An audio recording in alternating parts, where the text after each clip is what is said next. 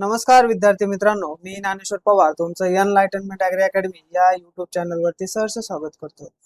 तर विद्यार्थी मित्रांनो, आपण या ठिकाणी जे ॲग्रिकल्चर मेन्स आहे, ज्या मार्फत डेप्युटी डायरेक्टर ऑफ ॲग्रिकल्चर, त्यानंतर तालुका कृषी अधिकारी, मंडळ कृषी अधिकारी या ज्या पोस्ट भरल्या जातात त्या संदर्भात आपण या ठिकाणी आजचं आपलं हे डिटेल इन्फॉर्मेशन असणार आहे, ज्यामध्ये मेन्सला कोणकोणते टॉपिक्स आहेत, पेपर किती असतात आणि जे मेन्स प्रिलिमिनरी एक्झामिनेशन आहे ती कशामार्फत घेतली जाते त्या सगळ्या डिटेलमध्ये इन्फॉर्मेशन आजच्या या लेक्चरमध्ये आपण या ठिकाणी पाहणार आहोत.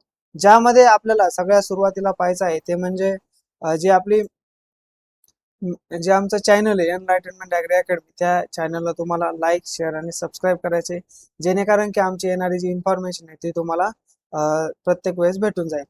तर या मेन्सचा जो सिलेबस आहे, सिलेबसच्या संदर्भात जेव्हा आपण डिटेलमध्ये इन्फॉर्मेशन घेतोय त्यामध्ये राज्यसेवा पूर्वपरीक्षा या ठिकाणी असते. म्हणजे राज्यसेवेच्या पूर्वपरीक्षा तुम्हाला द्यायची आहे, त्यावेळेस तुम्हाला फॉर्म भरायचा आहे. फॉर्म भरल्यानंतर त्याच्यामधनं काय होतं, राज्यसेवेचा वेगळा कट ऑफ लागतो. ठीक आहे. जे काही बाकीचे गॅजेटेड आहेत, जसं की BDO असेल, त्यानंतर तहसीलदार असेल, ठीक आहे, किंवा डेप्टी हे असेल, डेप्टी कलेक्टर असेल या किंवा DYSP असेल, ह्या सगळ्या पोस्ट काय होतात तर त्या स्टेट सिव्हिल राज्यसेवेमधनं भरलेल्या जातात. तर आता ॲग्रिकल्चर ही पण टेक्निकल असल्यामुळे, क्लास 1 पोस्ट असल्यामुळे, क्लास 2 आणि क्लास 1 असल्यामुळे या ठिकाणी आता त्यांनी राज्यसेवेमध्ये 2025 पासून जे आहे त्यांनी टोटल पूर्ण या ठिकाणी तो सिलेबस वगैरे चेंज केला होता.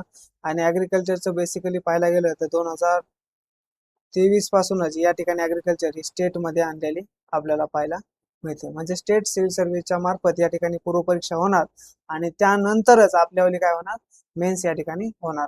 त्यामध्ये प्रिलिमचा पाहायला गेलं पहिला पेपर आहे तो GSचा पेपर असतोय, जनरल स्टडीजचा. ठीक आहे, ज्याच्यामध्ये 200 मार्क असतात. टोटल 2 घंटे आपल्याला या ठिकाणी भेटतात आणि स्टँडर्ड पाहायला गेलं तर डिग्री पर्यंत तुम्हाला या ठिकाणी स्टडी करणं गरजेचं आहे. जसं हिस्ट्री असेल, त्यानंतर पॉलिटी, त्यानंतर जिओग्राफी, त्याचबरोबर तुम्हाला या ठिकाणी इकॉनॉमिक्स. ठीक आहे. त्यानंतर जनरल सायन्स ही आपल्याला या ठिकाणी पाहायला मिळते आणि करंट अफेअर. ठीक आहे. या ठिकाणी हे सगळे विषय काय आहेत, या ठिकाणी तुम्हाला एवढ्या सब्जेक्टचा स्टडी करणं गरजेचं आहे. कुठपर्यंतचा तर डिग्री पर्यंतचा. मग हा जो पेपर आहे तो जो मीडियम मराठी आणि हिंदी या दोन्हीमध्ये असतंय. ठीक आहे. टोटल 100 प्रश्न आपल्याला या ठिकाणी फर्स्ट पेपरमध्ये पाहायला मिळतात. ठीक आहे. 100 क्वेश्चन्स या ठिकाणी यामध्ये असतात. तर मग याच्यामध्ये कट ऑफ जो आहे तो व्हॅरी होतो. स्टेट सिव्हिल सर्व्हिसेससाठी मॅक्झिमम ज्या पद्धतीचा पेपर आहे त्या पद्धतीचे आपल्याला या ठिकाणी पाहायला मिळते. त्यानंतर मग जो आहे ॲग्रिकल्चरचा लास्ट टाइमला जेव्हा लागला होता तेव्हा 92 म्हणजे 90 वरती कट ऑफ लागला होता. ठीक आहे. 90 वरती जे ओपनचे कॅन्डिडेट आहे त्यासाठी लागला होता. त्यानंतर मग कॅटेगरी वाईज पण बेसिकली 90 वरतीच होता. फक्त त्या वर्षी कट ऑफ हा EWSचा कमी होता. बाकी सगळ्यांचा जवळपास 90च होता. ठीक आहे. ज्या फिमेल्स असतात फिमेलचा थोडासा आणखीन 2-3 मार्क कमी लागतात, बस याच्या पलीकडे काही होत नाही. पण बेसिकली 90 किंवा तुम्हाला जवळपास 100च्या आसपास मार्क पडणं आहे. जेणेकरून की तुमचा हा ॲग्रिकल्चरची जर तुम्हाला मेन्स द्यायची असेल तर 100 हा सफिशियंट स्कोर आहे. याच्यावरती बेसिकली कट ऑफ जाण्याची शक्यता खूप कमी असते. त्यानंतर आहे ते म्हणजे पेपर सेकंड, जो क्वालिफाईंग पेपर आहे, ज्याला सॅट आपण या ठिकाणी म्हणतो, जो 200 मार्काचा आहे. टोटल 80 क्वेश्चन्स या ठिकाणी आपल्याला याच्यामध्ये पाहायला मिळतात. ठीक आहे. त्याच्यानंतरचा जो आहे त्याच्यामध्ये जे टॉपिक्स आहेत, मग पहिली ते 5वी पर्यंत पहिले जे 5 टॉपिक आहे, जसं याच्यामध्ये जर पाहायला गेलं तर आपल्याला मॅथ, क्वांट, रिझनिंग हे वाचते. त्यानंतर टॉपिक जर 6 नंबर म्हणलं तर क्लास 10वी पर्यंत आपल्याला या ठिकाणी मॅथ वगैरे विचारतात आणि 7 नंबरचा जो टॉपिक आहे ते 11वी आणि 12वी लेवलचं. हा दोन्ही पेपर मराठी आणि इंग्लिश या दोन्हीमध्ये अवेलेबल असतात आणि कसे तर ऑब्जेक्टिव्ह टाइप्स या ठिकाणी आपल्याला पाहायला मिळतात. त्याच्यानंतरचा जो पेपर सेकंडच्या बाबतीमध्ये आपल्याला या ठिकाणी महत्त्वाची एक टीप दिलेली आहे, त्यांनी क्वालिफाईंग असून तो अर्हता प्राप्त करण्याकरता किमान किती टक्के गुण मिळवणं गरजेचं आहे तुम्हाला? तुम्हाला किमान त्यामध्ये 33% गुण तुम्हाला या ठिकाणी मिळवणं अपेक्षित आहे. आणि पेपर फर्स्ट जो आहे तो त्याची जी गुणवत्ता यादी आहे मेन्ससाठी ती आपल्याला या ठिकाणी व्हॅरी होते. दरवर्षी कट ऑफ या ठिकाणी व्हॅरी होतो. नकारात्मक जर पाहायला गेलं फर्स्ट पेपरला या ठिकाणी 25% मार्क्स किंवा 1/4 मार्क्स या ठिकाणी आपले हे होतात, निगेटिव्ह मध्ये जातात. आणि पेपर सेकंड मध्ये जर पाहायला गेलं तर डिसिजन मेकिंग आणि प्रॉब्लेम सॉल्व्हिंगचे या ठिकाणी 5 क्वेश्चन्स असतात. ठीक आहे. त्याचा जो क्वेश्चनचा जो क्रमानुसार जर तुम्ही जसा आन्सर देताय त्यानुसार तुम्हाला या ठिकाणी ते काय करतात तर मार्क देत असतात. तर आपण आता डिटेलमध्ये ऍग्रिकल्चरचे जे मेन्स आहे जो आपला फोकस आहे ज्यावरती आपण आज हे मेनली लेक्चर घेतलेलं आहे त्याच्याबद्दल जर जाणून घ्यायचं म्हणलं तर 2 पेपर असतात, पेपर फर्स्ट आणि पेपर सेकंड. हे टोटल दोन्ही पेपर मिळून 400 मार्क असतात. ठीक आहे. याच्यामध्ये पहिल्या पेपरमध्ये जनरल ऍग्रिकल्चर विचारलं जाते. जनरल ऍग्रिकल्चर मध्ये आणखीन काय काय विचारतात ते आपण पुढे डिटेलमध्ये पाहू. पेपर सेकंड मध्ये ऍग्रिकल्चर सायन्स अँड टेक्नॉलॉजी म्हणजे जो टेक्निकल विषय जे काही बीएससी ऍग्रिकल्चरचे विद्यार्थी आहेत ना त्या विद्यार्थ्यांच्या जवळपास सगळ्या डिग्र्यांचाच असतो. Agriculture, horticulture, fishery, food technology, engineering, त्याच्यानंतर अॅनिमल हस्बंड्रीचा पण काही पार्ट असतो, होम सायन्स, हे सगळ्या ज्या काही डिग्री आहेत त्या टोटल या ठिकाणी याच्यामध्ये त्यांचा सिलेबस या ठिकाणी आहे. ठीक आहे. पेपर फर्स्ट मध्ये 5 सेक्शन आहेत आणि पेपर सेकंड मध्ये 8 सेक्शन आपल्याला पाहिल्यामध्ये ॲग्रोनॉमी ते होम सायन्स म्हणजे ऍग्रिकल्चर रिलेटेड. त्याच्यामध्ये जनरल जो पेपर फर्स्ट आहे ना त्या पेपर फर्स्ट मध्ये आपल्याला या ठिकाणी जर पाहायला गेलं तर basic of agriculture, basic of agriculture मध्ये मॅक्झिमम नंबर ऑफ क्वेश्चन्स किंवा त्याचा जो सिलेबस आहे तो पण मॅक्झिमम आहे. त्यानंतर लँड रिलेटेड लॉज जे असतील महाराष्ट्राशी संबंधित असतील तर ते लॉ या ठिकाणी विचारतात. ऍग्रिकल्चर रिलेटेड लॉ जे सगळे भारतातले जे काही ऍग्रिकल्चर रिलेटेड आहेत किंवा वर्डशी रिलेटेड जे आहे जसं WTO असेल किंवा गॅट असेल या संदर्भातली पण इन्फॉर्मेशन या ठिकाणी आपल्याला पाहिजे आहे. त्यानंतर ऍग्रिकल्चर स्कीम्स असतील, मग किसान क्रेडिट कार्ड असेल. ठीक आहे. त्यानंतर प्रधानमंत्री फसल बीमा योजना असेल. ठीक आहे. किंवा किसान सन्मान निधी असेल, या सगळ्या योजना या ठिकाणी याच्यामध्ये काय होतात इन्क्लूड केलेल्या आहेत. मग वन ड्रॉप मोर क्रॉप ही जी कन्सेप्ट आहे त्या कन्सेप्टवरती जी सिंचाईची जी योजना होती तर ती योजना या ठिकाणी ते विचारू शकतात. करंट अफेअर आणि जीके मध्ये जर पाहायला गेलं तर या ठिकाणी तुम्हाला सध्याच्या रिलेटेड बजेट अर्थसंकल्प जो असतोय अर्थसंकल्प करणं गरजेचं आहे.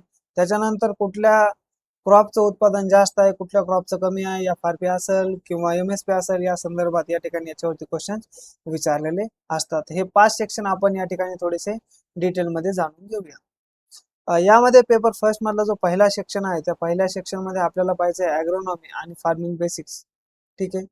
त्याच्यामध्ये क्रॉपिंग पॅटर्न पाहायचा आहे की कुठल्या एरियामध्ये कुठल्या पद्धतीचा क्रॉपिंग पॅटर्न पाहायला मिळतो. जसं महाराष्ट्र असेल, महाराष्ट्रातला मराठवाडा रिजन, त्यानंतर पश्चिम महाराष्ट्र, कोकण, त्यानंतर खानदेश, त्यानंतर विदर्भ या रिजन मध्ये कुठकुठल्या प्रकारचे क्रॉपिंग पॅटर्न घेतलं जातं. कोकणामध्ये जर पाहायला गेलं तर राईस बेस्ड क्रॉपिंग सिस्टीम किंवा पॅटर्न आपल्याला या ठिकाणी पाहायला मिळतो. त्यानंतर तुम्ही थोडंसं पश्चिम महाराष्ट्रात आले तर महाराष्ट्रात आल्यानंतर तिकडे ऊस वगैरे जास्त प्रमाणात किंवा व्हेजिटेबलचं प्रमाण काय कारण की इंडस्ट्रियलायझेशन असल्यामुळे. तसंच तुम्ही जर पुढे मराठवाड्यात आले, मराठवाड्यात आल्यानंतर कापूस किंवा सोयाबीन या ठिकाणी मुख्य पीक आहे. पुढे पुन्हा विदर्भात गेले तर तिथेही कापूस आहे. तसंच परत आणखीन थोडंसं गोंदिया त्या साईडला गेले तर तिकडे पाऊस जास्त पडतो त्यामुळे परत तिकडं राईस बेस्ड क्रॉपिंग सिस्टम असं आपल्याला पाहायला मिळते. तर हा एकंदरीत आपल्याला अशा पद्धतीनं डिटेलमध्ये स्टडी याच्यामध्ये करायचा असतो. त्यानंतर ड्रायलँड ऍग्रिकल्चर असेल, मग ड्रायलँड मध्ये ड्राय ऍग्रिकल्चर असेल किंवा रेनफेड ऍग्रिकल्चर असेल, मग त्याचं रिक्वायरमेंट काय आहे तर कुठल्या क्षेत्रामध्ये किती पाऊस पडतो. सीड प्रोडक्शनच्या बाबतीमध्ये असेल, मेट्रोलॉजीचे जे काही फॅक्टर्स असतील, मग मेट्रोलॉजीचं टोटल या ठिकाणी डिटेलमध्ये स्टडी होतो. वेदर म्हणजे काय, क्लायमेट म्हणजे काय, हे सगळं आपल्याला या ठिकाणी पाहायचं आहे. मग फ्रीज असेल, फ्रोस्ट असेल, जे काही पॅरामीटर्स आहे, प्रिसिपिटेशन म्हणजे काय असते हे सगळं आपल्याला या ठिकाणी पाहायचं आहे. मग सॉइल टाईपच्या रिलेटेड जर पाहायला गेलं तर भारतामध्ये ते सॉइलचं क्लासिफिकेशन असेल किंवा प्रोफाइलिंग असेल तर ह्या सगळ्या गोष्टी आपल्याला या ठिकाणी डिटेलमध्ये पाहिजेत. महाराष्ट्रातल्या लँडमध्ये कुठल्या कुठल्या टाईपच्या सॉइल्स आपल्याला पाहायला मिळतात जसं तुम्ही कोकणात गेले तर तुम्हाला जांभी सॉइल मिळेल, लॅटराइट सॉइल मिळेल. त्यानंतर तुम्ही जसं पठारावरती यावरती असे ब्लॅक कॉटन सॉइल तुम्हाला या ठिकाणी पाहायला मिळेल. पुढे तुम्ही परत विदर्भात गेले तर परत तिकडं जांभी किंवा रेड सॉइल तुम्हाला या ठिकाणी पाहायला मिळेल. अशा पद्धतीने त्यानंतर फर्टिलायझरचा यूज असेल कशा पद्धतीने करायचा, आणि सगळ्यात महत्त्वाचे म्हणजे वॉटर शेड मॅनेजमेंट याच्या संबंधितही यामध्ये आपल्याला डिटेली पाहायचं आहे. दुसरा महत्त्वाचा टॉपिक आहे तो म्हणजे फीड सिक्युरिटी आणि पॉलिसी प्रोडक्शन ट्रेंड्स पाहिजे आपल्या. पीडीएस पब्लिक डिस्ट्रीब्युशन सिस्टम्स असेल ज्याच्यामध्ये राशन कसं वाटलं जाते, किंवा त्यानंतर त्याच्यावरती काय सबसिडी झाली हे आपल्याला या ठिकाणी विचारलं जाते. बफर स्टॉक असेल किंवा NFSM असेल, न्यूट्रिशन आणि माल न्यूट्रिशनच्या बाबतीत असेल, डायटरी गाईडलाईन्स काय काय असू शकतात. सध्याच्या रिलेटेड मध्ये फूड हा सगळ्यात महत्त्वाचा पार्ट चालू आहे, कारण तुकाराम मुंडे यांनी या ठिकाणी फूड इंडस्ट्रीमध्ये खूप सारे बदल करण्याचे ठरवलेले आहेत. मग न्यूट्रिशनच्या बाबतीमध्ये असेल किंवा डायटरी गाईडलाईन्स काय काय आहेत या सगळ्या गोष्टी त्या सध्या चर्चेतला विषय आहे. त्यानंतर क्लायमेट आणि इकोलॉजीच्या बाबतीत ग्रीन हाऊस गॅस असतील, क्लायमेट चेंजचा इम्पॅक्ट काय आहे, त्यानंतर ज्या इंटरनॅशनल कॉन्फरन्सेस वगैरे आहेत किंवा स्टेटच्या असतील या सगळ्या गोष्टी आपल्याला ठिकाणी पाहायच्या आहेत. कार्बन क्रेडिट काय सध्याच्या कंडिशनला प्रत्येक जी काही इंडस्ट्री आहे तिला कार्बन क्रेडिट खरेदी करणं गरजेचं आहे. मग ते का गरजेचं आहे त्या संदर्भात क्वेश्चन्स विचारले जाऊ शकतात. त्यानंतर rural economy, structure of Indian rural economy, त्यांना ऑक्युपेशनल पॅटर्न काय, ऍग्रिकल्चर लेबर्स इश्यू कसं काय येतोय आणि त्याचा इम्पॅक्ट काय होतोय ऍग्रिकल्चरमध्ये. कॉस्ट ऑफ कल्टिवेशन या ठिकाणी दिवसेंदिवस वाढत चाललेलं आहे, मग त्याचा ऍग्रिकल्चरच्या लेबरचा काय रोल आहे ते आपल्याला या ठिकाणी पाहणं गरजेचं आहे. त्यानंतर प्रिसिजन ऍग्रिकल्चर आणि नॅनो टेक्नॉलॉजी बाबतीत GIS असेल, रिमोट सेन्सिंग असेल, GPS असेल, क्रॉप स्टिम्युलेशन मॉडेल असेल, नॅनो फर्टिलायझर्स किंवा नॅनो पेस्टिसाइड्स यूज कसे करायचे आणि त्याचा इम्पॅक्ट काय आहे, आणि त्याच्यावर ते पोल्युशनचा पण हा सगळ्यात मोठा या ठिकाणी पार्ट आपण या ठिकाणी पाहू शकतो. त्यानंतर कॉस्ट आपल्याला या ठिकाणी कमी लागणार आहे, ठीक आहे, कमी वेळेत काम होणार आहे, ठीक आहे. ह्या सगळ्या गोष्टी आपण डिटेलमध्ये या ठिकाणी पाहणार आहोत. त्याच्यानंतरचं जर सेक्शन सेकंड जर पाहायला गेलं तर सेक्शन सेकंड मध्ये आपल्याला या ठिकाणी लॉज, ऍक्ट्स आणि गव्हर्नमेंट स्कीम्स या 3 पार्ट मध्ये आपण हे सेक्शन या ठिकाणी पाहणार आहोत. ज्याच्यामध्ये जर पाहायला गेलं लँड रिलेटेड लॉज आहेत, जसं महाराष्ट्रातला लँड रेव्हेन्यू लॉ असेल, टेनिस ॲग्रिकल्चर लँड ऍक्ट 1948 असेल, इसेन्शियल कमोडिटी ऍक्ट 1955चा, लँड ॲक्विजिशन जो ऍक्ट आहे 2013चा. तर या सगळ्या गोष्टी आपल्याला या लँड बद्दल डिटेलमध्ये, मग त्याच्यामध्ये कोणते कोणते आर्टिकल्स आहेत काय आहेत, तर हे सगळं आपल्याला या ठिकाणी डिटेलमध्ये याच्यामध्ये पाहायचं असते. त्यानंतर ॲग्रिकल्चर रिलेटेड ऍक्ट्स कोणकोणते आहेत, मग सीड ऍक्ट असेल किंवा इन्क्रीज ऍक्ट असेल किंवा APMC ऍक्ट असेल, त्याचा इंडियन याच्यामध्ये काय आहे. त्यानंतर प्लांटची जी PVR आणि फार्मर राईट्सचा जो ऍक्ट आहे 2001 ला केलेला आहे, की कुठलाही फार्मर जर स्वतः डेव्हलपमेंट करून एखादी व्हरायटी बनवत असेल तर त्या व्हरायटी बद्दलही तुम्हाला या ठिकाणी तो ऍक्ट आहे की तुम्ही तुमची व्हरायटी या ठिकाणी रिलीज करू शकता. त्यानंतर बायोडायव्हर्सिटी ऍक्ट असेल, FSAI ऍक्ट असेल किंवा NFSA असेल, नॅशनल फूड सिक्युरिटी ऍक्ट 2013 ला जो पारित करण्यात आलेला आहे तोही आपल्याला या ठिकाणी डिटेलमध्ये पाहायचा आहे. त्यानंतर ऍग्रिकल्चर रिलेटेड ज्या काही स्कीम्स आहेत त्या स्कीम्स मध्ये या ठिकाणी महत्वाचं आहे ते म्हणजे प्रधानमंत्री किसान योजना जी आहे, प्रधानमंत्री फसल बीमा योजना, किसान क्रेडिट कार्ड, ठीक आहे. या सगळ्या योजना आपल्याला या ठिकाणी पाहायच्या आहेत. मनरेगाचं आहे, मनरेगाचं आता सध्या नाव चेंज झालेलं आहे, ठीक आहे, तेही आपल्याला. त्यानंतर दीनदयाळ अंत्योदय योजना असेल जी PDSच्या मार्फत काय करते तर राशन जे आहे ते राशन प्रोव्हाइड करण्याचं काम या ठिकाणी करते. त्यानंतर इनाम असेल, इनामचा सध्याच्या परिस्थितीत काय रोल आहे ते आपल्याला जाणून घेणं गरजेचं आहे. अपेडा असेल, या सगळ्या जे स्कीम्स आहेत त्या सगळ्या स्कीम्स आपण या ठिकाणी डिटेलमध्ये या ठिकाणी पाहणार आहोत. या ठिकाणी ही जर पाहिलं परंपरागत कृषी विकास योजना असेल, ठीक आहे, सगळ्या योजना आपल्याला या ठिकाणी डिटेलमध्ये पाहायच्या आहेत. त्याच्यानंतर आहे सेक्शन 5 फर्स्ट पेपर मधला, ज्याच्यामध्ये ऍग्रिकल्चर रिलेटेड जे काही या ठिकाणी तुम्ही जर पाहायला गेलं तर करंट अफेअर वरती क्वेश्चन विचारतात. क्रॉपिंग पॅटर्नच्या रिलेटेड असेल, मग इरिगेशनच्या बाबतीत, स्टोरेज, मार्केटिंग, हे सगळं या ठिकाणी विचारलं जाते. त्यानंतर MSPच्या related FARP of sugar cane, सध्या शुगर केनचा मुद्दाही त्या इथेनॉलमुळे खूप गाजलेला आहे. प्राइसेस जे आहे शुगरचे, साखरेचे प्रमाण या ठिकाणी वाढत चाललेले आहेत. then it's also the subsidies related given by the all the United Nations also. Some WTO has also regulation for the subsidies. मग त्याच्यामध्ये कोणकोणते टॅक्स वगैरे असतात ते सगळं आपल्याला पीडीएस आणि फूड सिक्युरिटी, युनियन बजेट आणि स्टेट बजेट या दोन्हीवरती फोकस करणं गरजेचं आपल्याला आहे. ठीक आहे, युनियन बजेट आणि स्टेट बजेट. मग त्याच्यामध्ये ऍग्रिकल्चरला कुठल्या कुठल्या गोष्टीला प्रेफर केलेला आहे. त्यानंतर लाईव्ह स्टॉक सेन्सस आपल्याला जाणून घेणं गरजेचं आहे. नाबार्डचे रिपोर्ट्स असतील किंवा अदर काही रिपोर्ट्स असतील ते आपल्याला महत्वाचे ठरू शकतात. एरिया आणि प्रोडक्शन, कुठल्या क्रॉपचे प्रोडक्शन प्रोडक्टिव्हिटी महाराष्ट्र आणि इंडिया दोन्हीच्या लेवलवरती किंवा जागतिक लेवलवरती आपल्याला पाहणं अत्यावश्यक आहे. त्यानंतर न्यू अग्रिकल्चरच्या व्हरायटीज असतील किंवा ब्रीड्स असतील किंवा टेक्नॉलॉजी काय काय केली, रिसेंट स्कीम्स कोणकोणत्या आलेल्या आहेत, फार्म लॉज असतील आणि देअर इम्पॅक्ट काय झालेला आहे. जसे ते 3 ऍक्ट आले होते मध्ये, तर त्या ऍक्टचा काय इम्पॅक्ट आहे. ऍग्रिकल्चर एक्सपोर्ट आणि इम्पोर्ट डाटा आपल्याला ध्यानात ठेवलं गरजेचं. इंटरनॅशनल आणि नॅशनल अवॉर्ड्स हे आपल्याला या ठिकाणी महत्वाचे आहेत. आणि इम्पोर्ट आणि एक्सपोर्ट मधले डाटा लास्ट टाइमला या ठिकाणी विचारलेला होता. तर आता आपल्याला या ठिकाणी पाहायचं आहे ते म्हणजे पेपर सेकंड. पेपर सेकंड मध्ये सायन्स आणि टेक्नॉलॉजीच्या संबंधित या ठिकाणी आपल्याला क्वेश्चन विचारले जातात, ज्यामध्ये टोटल 200 मार्क्स आहेत. मग ऍग्रिकल्चर आहे, ऍग्रिकल्चर मध्ये या ठिकाणी जर पाहायला गेलं तर टोटल 8 युनिट या ठिकाणी पाहायला मिळतात. त्याच्यामध्ये ॲग्रोनॉमी आहे. ठीक आहे, ॲग्रोनॉमी, सॉइल सायन्स, त्यानंतर एंटोमॉलॉजी, त्यानंतर पॅथॉलॉजी. ठीक आहे, त्याच्यानंतर आपल्याला या ठिकाणी ॲग्रिकल्चर इकॉनॉमिक्स, एक्सटेन्शन. ठीक आहे, तर असे टोटल किती युनिट्स आहेत या ठिकाणी 8 युनिट आपल्याला याच्यामध्ये पाहायला मिळतात. तर हे आहे. त्यानंतर ऍग्रिकल्चर इंजिनिअरिंग असेल, इंजिनिअरिंग मध्ये पण आपल्याला डिटेल मध्ये पाहायचं आहे. हॉर्टिकल्चरचा काही भाग आहे. लास्ट टाइमला मँगो आणि बनाना या 2 क्रॉप वरती या ठिकाणी क्वेश्चन विचारला होता. ठीक आहे, 2 क्रॉप वरती या ठिकाणी लास्ट टाइमला क्वेश्चन विचारला होता. ऍग्री बायोटेक्नॉलॉजीच्या बाबतीत असेल, फूड टेक्नॉलॉजीचे रिलेटेड आहे. त्यानंतर बिझनेस मॅनेजमेंट संबंधित आणि फिशरीजचाही लास्ट टाइमला क्वेश्चन होता. होम सायन्सचे पण काही क्वेश्चन या ठिकाणी विचारले जातात.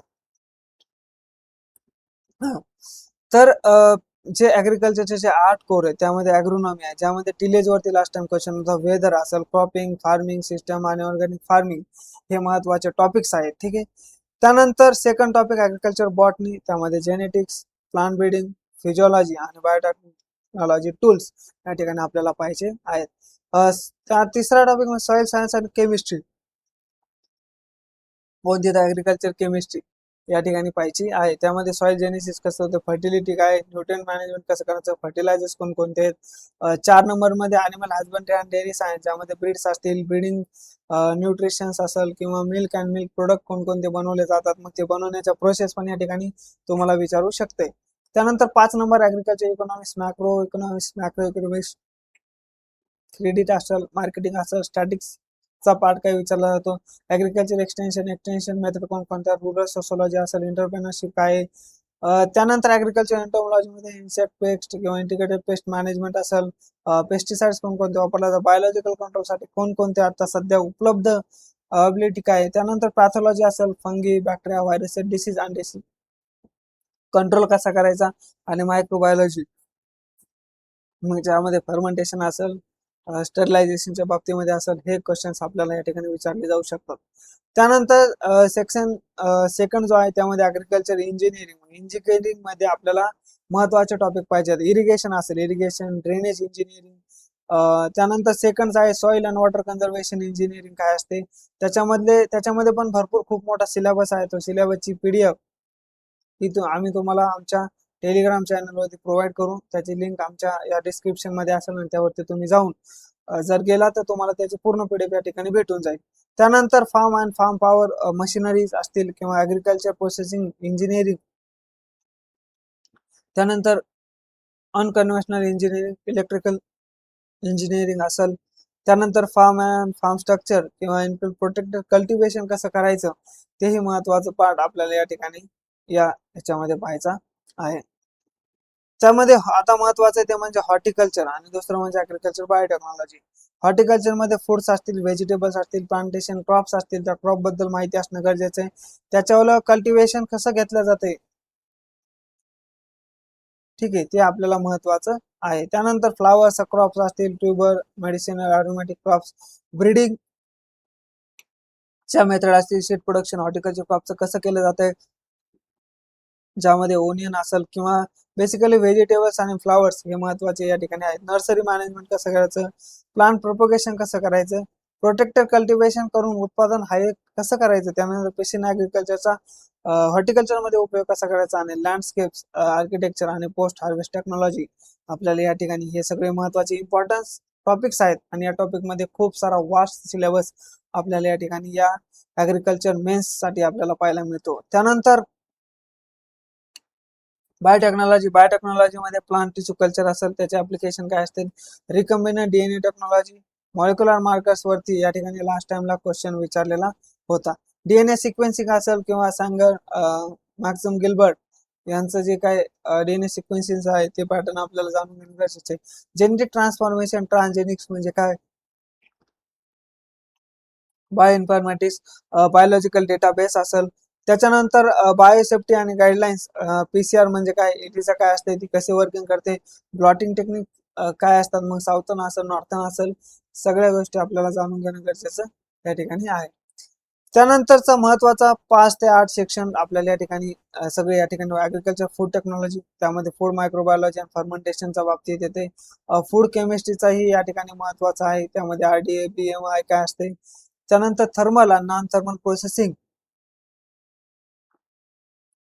जाणून घेणं आपल्यासाठी अत्यंत महत्वाचं आहे. ऍग्री बिझनेस मध्ये ऍग्री फायनान्स असेल, क्रेडिट असेल, इन्शुरन्स असेल, प्रधानमंत्री फसल विमा योजना आणि अशा वेगवेगळ्या योजना या ठिकाणी आपल्याला महत्वाच्या ठरतात.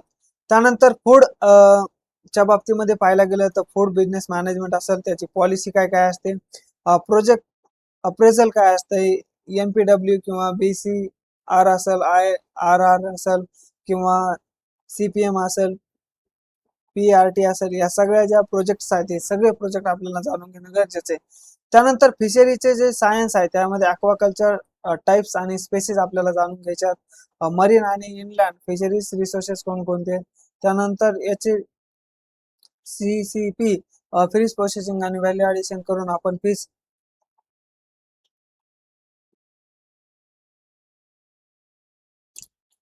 मॅक्झिमम कसं या ठिकाणी स्टोअर करून ठेवू शकतो हे जाणून घेणं अत्यंत आवश्यक आहे. त्यानंतर होम सायन्सच्या बाबतीमध्ये जर पाहायला गेलं तर त्यामध्ये फूड सायन्स असेल, ह्युमन न्यूट्रिशनच्या बाबतीमध्ये काय काय बदल करणं गरजेचं आहे, रिसर्च मॅनेजमेंट असेल, कन्झ्युमर राईट्स असतील, हे सगळं आपल्याला या ठिकाणी पाहिजे. आणि महत्वाचं म्हणजे टेक्सटाईल आणि वुमेन इन ऍग्रिकल्चर.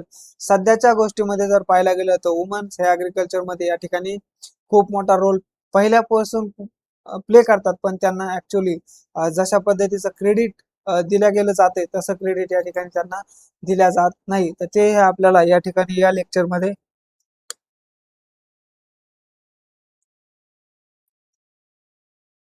जाणून घ्यायचं आहे. ठीक आहे, पुढचं महत्वाचा पार्ट आपण या ठिकाणी आतापर्यंत हे टोटल जे आहे ते पाहिलेलं आपल्याला मिळते. मग या पार्ट मध्ये जर पाहायला गेलं हे टोटल 8 सेक्शन्स आपल्याला या ठिकाणी पाहायला मिळतात आणि टोटल 200 मार्काला पेपर सेकंड आहे. ठीक आहे, तर पेपर सेकंड मध्ये जे विद्यार्थी आहेत मॅक्झिमम सिलेबस असल्यामुळे आपण थोडस एका सेपरेट स्लाइड मध्ये पाहूया की कुठं कशी स्ट्रॅटेजी आपल्याला बनवणं गरजेचं आहे. या ठिकाणी आपण पेपर फर्स्ट आणि पेपर सेकंड, तर पेपर फर्स्ट आहे लेस सिलेबस आहे, याच्यामध्ये कमी सिलेबस आहे, याच्यामध्ये वास्ट आहे. ठीक आहे, सिलेबस या ठिकाणी जास्त आपल्याला या सेक्शन मध्ये पाहायला मिळतो. कोणत्या, तर सेकंड मध्ये. मग सेकंड मध्ये या ठिकाणी जास्त सिलेबस असल्यामुळे ना आपल्याला याची तयारी करणं खूप गरजेचं आहे. लास्ट टाइमला मी ऍग्रिकल्चरची मेन्स दिली होती. ठीक आहे, मला याच्यामध्ये जवळपास 110 मार्क होते. किती 110, किती 200 पैकी. त्यामध्ये माझा 30 मार्काचा क्वेश्चन या ठिकाणी लिहायचे राहिले होते. म्हणजे 30 मार्काचं मी त्या ठिकाणी क्वेश्चन्स अटेम्प्टच केलं नव्हतं, कारण टाइम रायटिंग मध्ये टाइम तुम्हाला पुरत नाहीये. त्यामुळे तुम्ही मॅक्झिमम मार्क तुम्ही कसे या ठिकाणी पेपर फर्स्ट मध्ये घेऊ शकताय, त्याचा तुम्हाला प्रयत्न करणं गरजेचं आहे आणि तुम्ही याच्यामध्ये जास्त फोकस देणं गरजेचं आहे. कारण याच्यामध्ये जर तुम्हाला 150 प्लस मार्क पडले आणि पेपर सेकंड मध्ये जर तुमची तयारी चांगली असेल तर तुम्हाला जवळपास नाही म्हणलं तरी पण याच्यामध्ये पण तुम्हाला जवळपास 100 प्लस मार्क कसेही मिळू शकतात. ठीक आहे. 150 पेक्षा जास्त मार्क असणं गरजेचं आहे. तुम्हाला या पेपर फर्स्ट मध्ये मिळू पण शकतात जर तुमचे हँडरायटिंग वगैरे व्यवस्थित असेल आणि ह्या पेपरमध्ये तुम्हाला जर 200 पैकी जर 120 मार्क असतील तर या ठिकाणी याच्यामध्ये पण तुम्हाला या ठिकाणी जवळपास 270 होतात आणि इंटरव्ह्यूचे 30 असे मिळून तुमचे 300 मार्क होतात आणि 300 मार्कमध्ये तुम्हाला या ठिकाणी एमपीएससी मधून 100% पोस्ट मिळू शकते. जर तुमची हँडरायटिंग वगैरे असेल याच्यामध्ये पण डिपेंड करते की आता तुम्ही पेपर चेक करणारे जे आहेत, पेपर चेक करणाऱ्यावरती पण या ठिकाणी खूप मोठा इम्पॅक्ट होतोय. तुमची हँडरायटिंग असेल तुम्हाला आतापासूनच त्याची सराव करणं अत्यंत आवश्यक आहे. तर अशा पद्धतीने जर तुम्ही स्ट्रॅटेजी या ठिकाणी फॉलो केली तर तुम्ही नक्कीच या ठिकाणी DDA deputy director of agriculture आणि तालुका कृषी अधिकारी, तालुका ऍग्रीकल्चर ऑफिसर आणि त्यानंतर सर्कल ऑफिसर या ठिकाणी जो आहे ज्युनियर सर्कल ऑफिसर या ठिकाणी तुम्ही होऊ शकता. ठीक आहे, ज्याला मंडळ अधिकारी म्हणतात.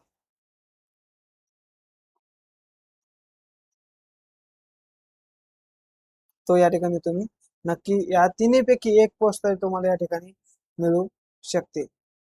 ह्या संदर्भातला आपण सिलेबस मध्ये डिटेल पाहिलंय. आपल्याला पेपर फर्स्ट वर ते मॅक्झिमम फोकस करणं गरजेचं आहे. कमी सिलेबस आहे, त्याचबरोबर स्कीम्स वगैरे आहेत, तर स्कीम्स बद्दल तुम्ही जर डिटेली लिहिलं तर तुम्हाला या ठिकाणी मॅक्झिमम मार्क मिळू शकतात. आणि पेपर सेकंड जो आहे तो वास्ट आहे, सिलेबस खूप जास्त आहे. जास्त म्हणजे मॅक्झिमम सिलेबस आहे, जवळपास 8 डिग्र्या ज्या आहेत ऍग्रीकल्चर आणि ऍग्रीकल्चर रिलेटेड त्या सगळ्या डिग्र्यांचा सिलेबस तुम्हाला या ठिकाणी दिलेला आहे. त्यामुळे तुम्हाला आतापासून तयारी करणं गरजेचं आहे. तर मग या लेक्चर मध्ये आपण कशी स्ट्रॅटेजी करतोय. ठीक आहे. पेपर सेकंड मध्ये तुम्हाला ऍग्रीकल्चर कोर आहे, ते तुम्हाला करणं गरजेचं आहे. आणि पेपर फर्स्ट मध्ये तुम्हाला बेसिक जे आहे ते तुम्हाला जाणून घेणं गरजेचं आहे आणि या ठिकाणी तुमचे मार्क बिल्ड होऊ शकतात. करंट अफेअर्सच्या बाबतीमध्ये म्हणलं तर या ठिकाणी पेपर फर्स्ट मध्ये या ठिकाणी आपल्याला जवळपास बजेट असेल, स्कीम्स असतील, MSP असेल, FRP असेल आणि रिपोर्ट्स असतील, यावरती क्वेश्चन विचारले जातात. म्हणजे तुम्हाला जर 15 स्कीम्स असतील त्या 15 स्कीम तुम्हाला पूर्ण करायच्यात आणि त्या स्कीम वरती नाही म्हणलं तर 3 तरी क्वेश्चन्स या ठिकाणी विचारले जातात. म्हणजे 3 जवळपास नाही म्हणलं तर 30 मार्क तुमच्यावाले या ठिकाणी या स्कीम्स मध्ये फिक्स बसून जातात. तर हे 30 मार्केत 15 तुम्हाला स्कीम करायच्यात आणि स्कीम करणं काही अवघड नाही, कारण तुम्ही ऑलरेडी जेव्हा राज्यसेवेचा अभ्यास करता त्यावेळेस तुम्हाला इकॉनॉमिक्स मध्ये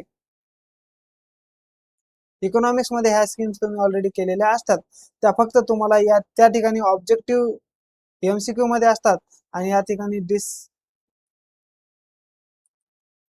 मध्ये तुम्हाला या ठिकाणी लिहायच्या आहेत. म्हणजे ऑब्जेक्टिव्ह मध्ये तिथं सगळं दिलेलं असतं, त्या फक्त तुम्हाला इथे इम्प्लिमेंट करायच्यात. त्यामुळे तुम्हाला हा सगळ्यात मोठा जो फायदा आहे तो या ठिकाणी होऊ शकतो. त्यानंतर लँड लॉज असतील किंवा ऍक्ट्स असतील आणि स्कीम्स असतील, क्विक विन्स आहे, म्हणजे या ठिकाणी तुम्हाला मॅक्झिमम मार्क देणारा हा पार्ट आपल्याला या ठिकाणी पाहायला मिळतो. कारण तेवढंच येणार आहे. ऍक्ट म्हणलं तर तो ऍक्ट येणार आहे सीड ऍक्ट असेल. मग सीड ऍक्ट कधी सुरू झाला, ठीक आहे, मग त्याच्यानंतर त्याचे काय ऑब्जेक्टिव्ह आहेत ते तर काही चेंज होणार नाहीत ना, बरोबर आहे नाही. ऑब्जेक्टिव्ह काय काय, तर तुम्हाला ह्या सगळ्या गोष्टी या ठिकाणी जाणून घेणं गरजेचं आहे. इन्सेक्टिसाइड ऍक्ट असेल किंवा इसेन्शियल कमोडिटी ऍक्ट असेल 1955चा, हे सगळ्या गोष्टी तुम्हाला या ठिकाणी जाणून घेणं गरजेचं आहे. मग सीड ऍक्ट नंतर सीड ऑर्डर आली होती, ठीक आहे, मग ती कधी आली होती, त्यानंतर परत सीड मध्ये कधी चेंजेस झाले होते, हे सगळं तुम्हाला जाणून घेणं अत्यावश्यक आहे आणि त्यात तुम्ही व्यवस्थित लिहिलं आणि हे सगळं तुम्ही डिग्रीला केलेलं असल्यामुळे तुम्हाला आणखीनही या ठिकाणी सोपं जाईल. Don't ignore the small section in paper second. Paper section मध्ये जे स्मॉल सेक्शन आहे जसं होम सायन्स असेल, ठीक आहे, होम सायन्स असेल किंवा फिशरी असेल किंवा अॅनिमल हजबंड्रीच्या बाबतीमध्ये असेल, लास्ट टाइम अॅनिमल बिझनेसमध्ये पडतो, त्यानंतर फूड टेक्नॉलॉजीचे असेल, इंजिनिअरिंग तर मेजर पार्टमध्ये येतो. इंजिनिअरिंगचा पण या ठिकाणी रोल खूप महत्वाचा आहे. फिशरी जसं होम सायन्स आणि कॉम्पॅक्ट असल्यामुळे आपल्याला लाईट रीड करणं गरजेचं आणि इझी मार्क हे तुम्हाला या ठिकाणी देऊ शकते.